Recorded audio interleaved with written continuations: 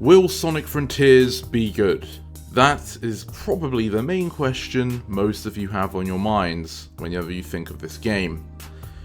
This past month of June has had a lot of information dropped for Sonic Frontiers, not done in the best possible way, but a lot of information nonetheless.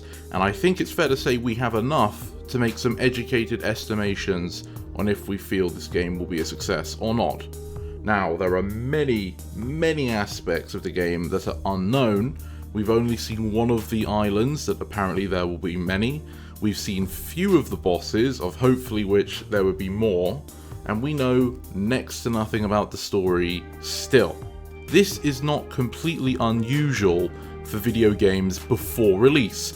You would probably be disappointed if every trailer showed you everything in the game.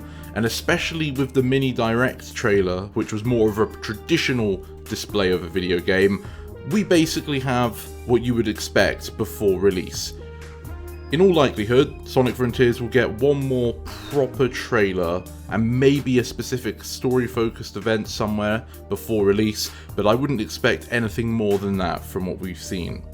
With all that laid on the table, what do I think about Sonic Frontiers now? Well, the leaks that have been proven right again and again and again were getting me thinking before we had these confirmations that perhaps this game really will push boundaries for Sonic, which isn't something I've been able to consider for a very long time.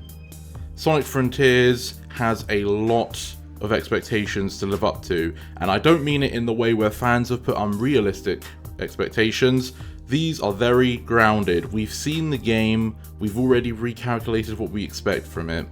If it can't meet the new expectations, that would be extremely disappointing.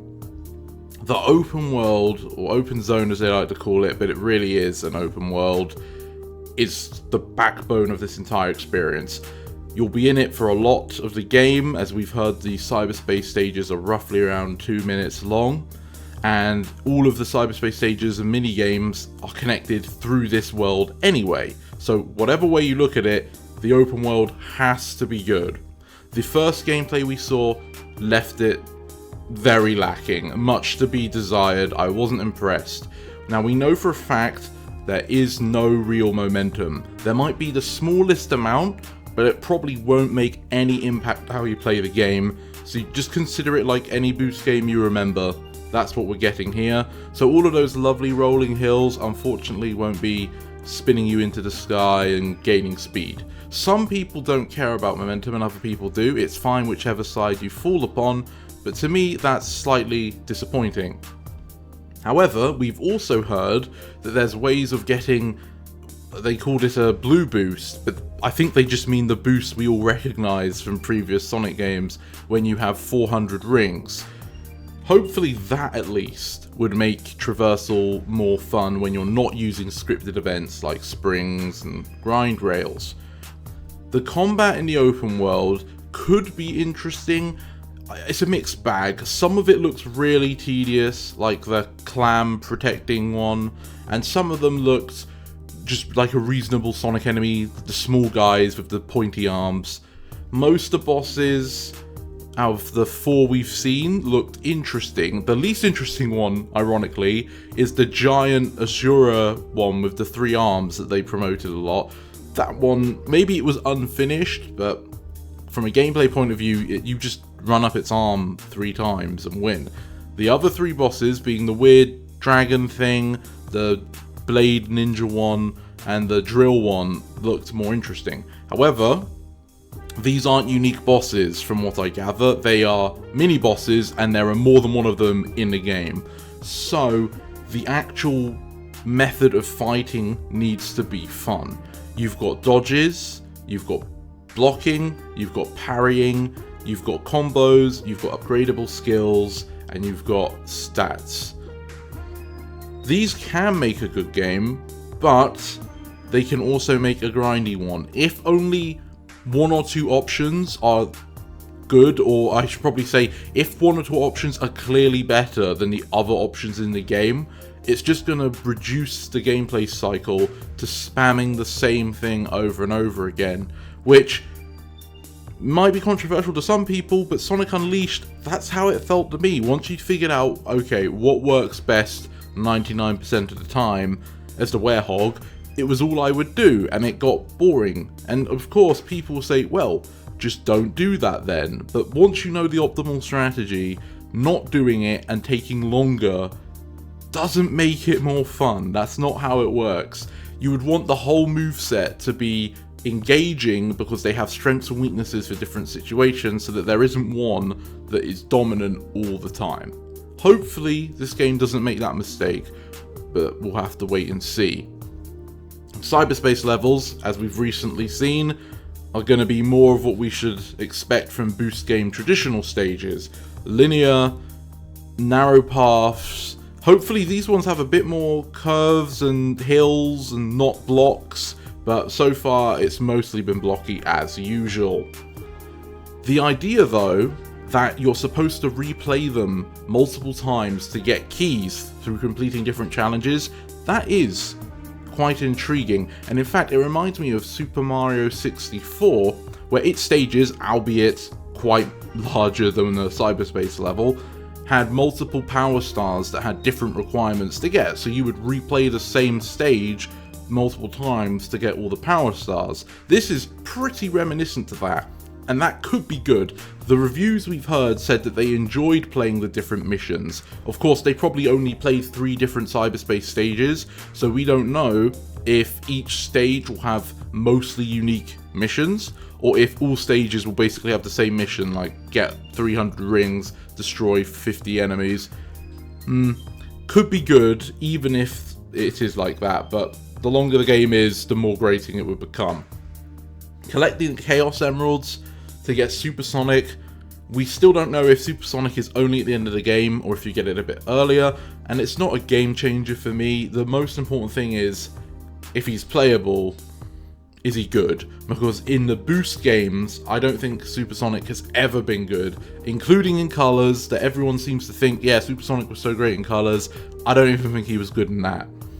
The best you could probably say was in Lost World, so there's that, but it's not going to be a game breaker for me.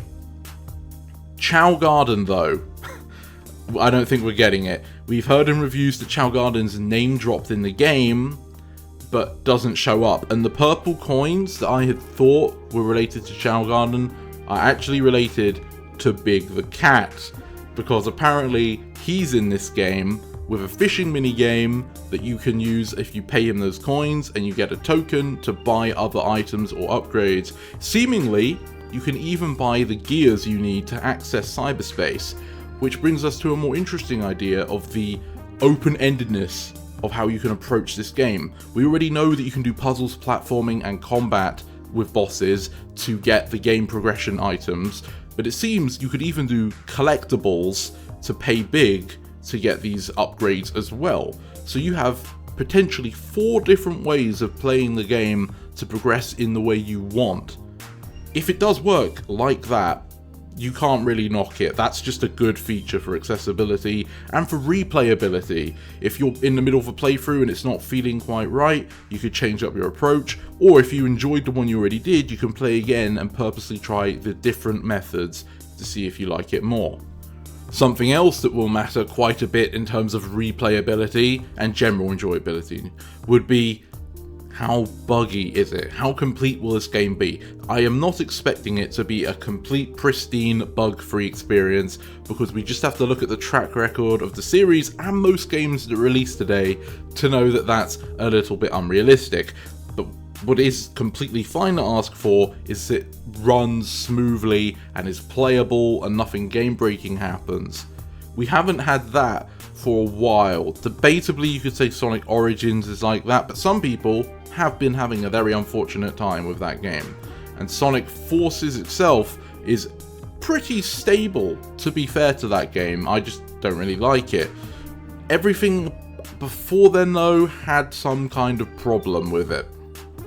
This game is supposed to be their big statement, their step forward, and the last time they did that was Sonic 06, and we all know public reception to that. It made Sega afraid to do everything they ever tried before, and they even seemed ashamed to push the series forward. So this is the first time since then that they are trying to push the series forward. Surely they wouldn't allow themselves to screw it up twice, is what I just have to keep saying to myself. The vision of the game, I've stated in numerous videos, does seem to be real. They're not just saying it for marketing, they do want to show us a new decade of Sonic. They've gone out of their way to be mysterious to their own detriment with the marketing. They've brought in new talent, such as Ian Flint. He's not new, but he's new for the games.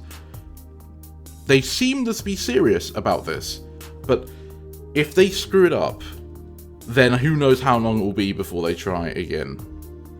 The most important thing about the game is its gameplay.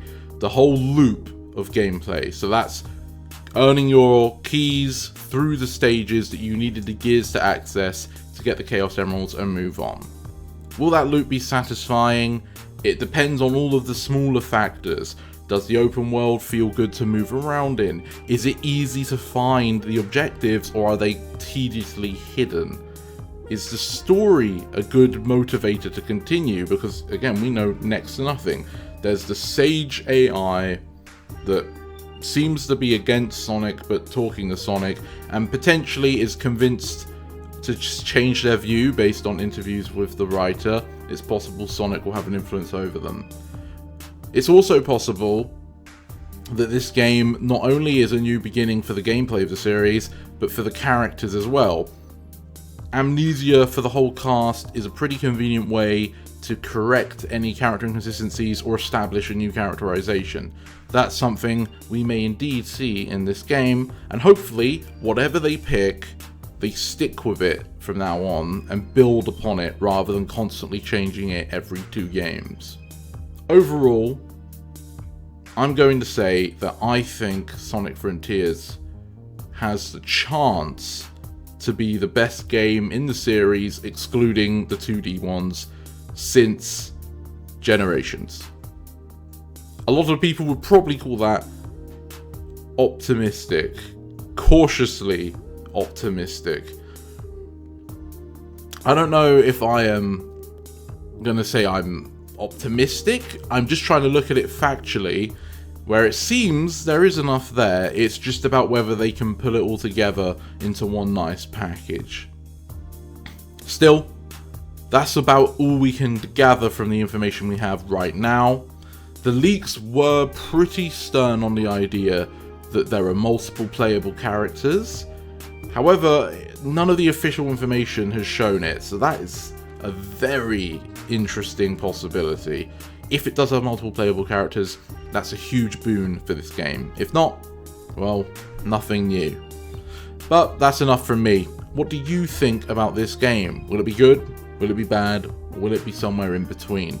Let me know in the comments below. And thank you for watching this video all the way to the end. It really helps out the channel. Please feel free to share and like this video with others if you want to help the discussion grow. And I hope to see you next time. This is the Mighty Emperor, signing off.